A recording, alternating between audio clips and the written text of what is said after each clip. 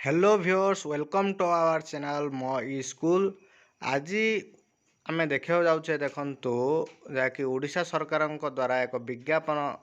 रही जहाँकि छात्रवृत्ति उपरे स्कॉलरशिप जो पिला माने एथर मैट्रिक परीक्षा देइथिले तांकर जहाँकि रेजल्ट अनुसार स्कॉलरशिप मिल जिवो जहाँकि देखि पार्थुबे विज्ञापनटे अच्छी संख्या लघु छात्रवृत्ति 2020-21 परिवर्तित समय सीमा एतद्वारा संख्या लघु छात्र छात्री मानक अवगति निमंते जनाई दिया जाउछि कि भारत सरकार संख्या लघु व्यापार मंत्रालय द्वारा संख्या लघु छात्रवृत्ति दरखास्त आवेदन रो समय सीमा निमंते पुनः परिवर्तित करा जाई अछि। आउ थरे याको परिवर्तन करा जाई अछि। एही समय सीमा मध्यरे योग्य संख्या लघु छात्र छात्री माननको national scholarship portal that is जाकी अच्छे आमर www.scholarship.gov.in माध्यम आवेदन पाई जनाई दिया जाउछि। एई जो अच्छी आमर वेबसाइट जो अच्छी scholarship.gov.in एटा के आमे जिबा आपण मानकू आमे भी देखै देबो केमिति होउछि। आपण आगे देखि दन समय सीमा केमिति अछि। क्रमिक नंबर 1 प्राग मैट्रिक छात्रवृत्ति जाकी ऑनलाइन दरखास्त आवेदन फ्रेश और रिन्यूअल निया जिवो जाकी 31 डिसेंबर 2020 रे यह आवेदन स्टार्ट होइतला जाकी समय बा एंडिंग डेडलाइन ता रहउछि 15 जनवरी 2021 पर्यंत तार समय सीमा रहउछि।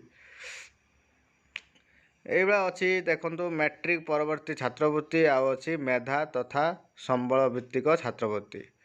एइबा सब स्कॉलरशिप रही अछि। आसंतु आमे एबे जिबा हमर वेबसाइट जाके अछि www.scholarship.gov.in को जाई आमे देखिबा केमिति आवेदन करा जाउ अछि। एबे आमे आबे देखिबा आपण देखि पारथुबे आमे आसी जाई अछु गूगल क्रोम रे जाके आमे वेबसाइट मारी अछु www.scholarship.gov.in जाके आसी जाई अछि नेशनल स्कॉलरशिप पोर्टल सेथिरे आपण टच करी सेटारे एंट्री करिवे नेशनल स्कॉलरशिप पोर्टल रे जा पर गला पर आपण मान देखि पारथुबे एई भली गुटिए इंटरफेस आसी जिवो जाके आसला पर आपण देखथुबे न्यू रजिस्ट्रेशन अछि आ लॉगिन अछि हला लॉगिन आमे टच कराउ देखथुबे लेखा जाउछि फ्रेश 20-21 फ्रेश 19-20 तो रिन्यूअल भी अच्छी जो माने आगुर करियसन से माने रिन्यूअल करिवे जो माने प्रथम करूचंदी से माने फ्रेश करिवे तेणु फ्रेश करिया पई हेले देखंतो फ्रेश 20-21 छुआ एबे दवा पई पड़ियो फ्रेश 20-21 माइले मारला परे देखि पारथुबे एबे आसोछि एप्लीकेशन आईडी पासवर्ड आउ कैप्चर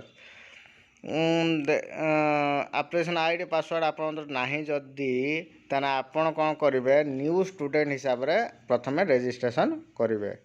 हैला न्यू स्टूडेंट को माइले न्यू स्टूडेंट माइला पर कोन हला देखंतु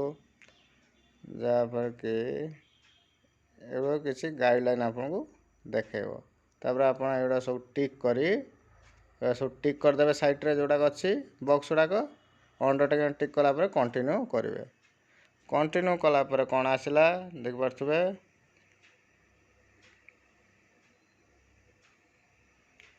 एबा से चूज योर ऑप्शन डोमिसाइल आपन कोठिकार ओडिशा माइले स्कॉलरशिप कैटेगरी प्री मैट्रिक ना पोस्ट मैट्रिक ना टॉप क्लास ना एमसीएम रे मारिवे आपन जोडा थे pre matric मारिवे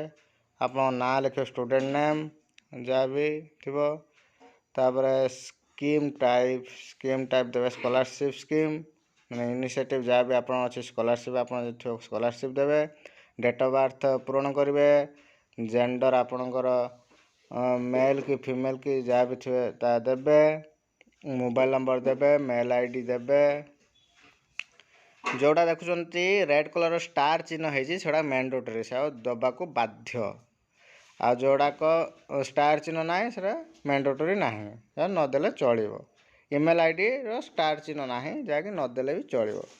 bank IFC code आ कन्फर्म बैंक आईएफसी कोड एटा सब दवा पड़ो बैंक अकाउंट नंबर दवा पड़ो